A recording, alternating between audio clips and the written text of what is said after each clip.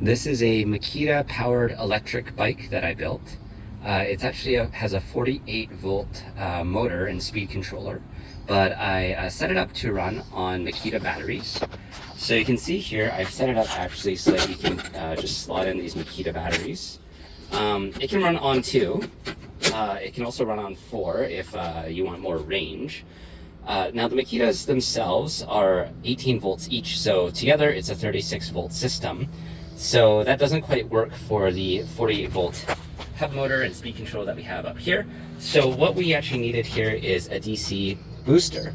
And so this DC booster, basically the power, these two are each, so these are in series to add them up to make 36. This is in series to make 36. And these two are in parallel so that you have double the capacity for if you run 4 sets of batteries. And these all connect into these XT90 connectors, and those feed into the DC booster.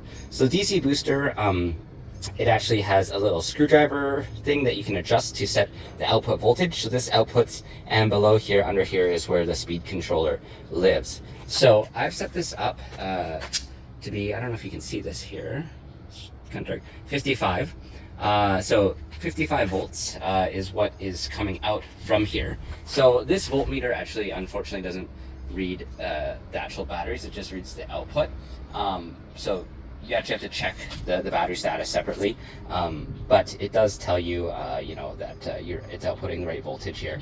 And so you can see this is just a throttle bike, but yeah, it goes pretty good. So the reason why I did 2 is it actually runs quite well on 2, but for longer runs, especially if you're going fast, because it is a decent size hub motor. I think it's 500 watt, I can't remember exactly, but it is pretty powerful. So I felt that if you are running just 2 batteries, you're probably drawing a little bit too many amps from the batteries. So if am going longer runs or going faster, it's probably a better idea to have 4, just so that you're taking less current from each battery. But yeah, overall this setup works really well. I've probably put a couple 100 kilometers on it so far since I've built it.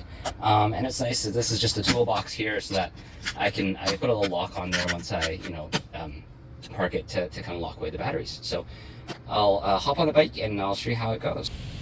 All right, so I'm gonna attempt to do this one-handed, but I'm on the throttle now.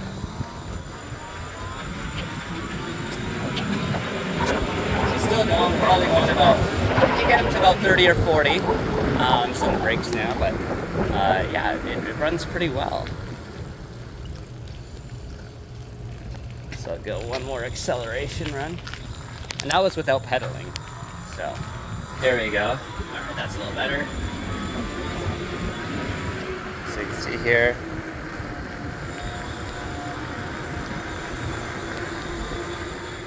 If you're looking to do a project like this, you'll need a DC booster. I'll share a link of the one that I used. As well, you'll also need a Makita connector. There are various ones available. I've used this one on other projects and found this one to be the best quality, but you can also 3D print your own.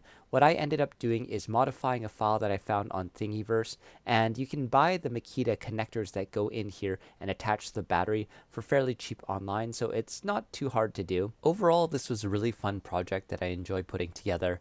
It was fun to see what was possible using these Makita batteries, and I believe this is the first of its kind, using both Makita batteries to power a bike along with a DC booster. So yes, it is possible, and it definitely does open up lots of possibilities, especially for electric scooters, electric bikes, and things of that nature. If you found this video helpful, I'd really appreciate a like, subscribe, or comment. I've got a bunch of other completed projects I haven't had time to share yet, so let me know if you'd like to see more.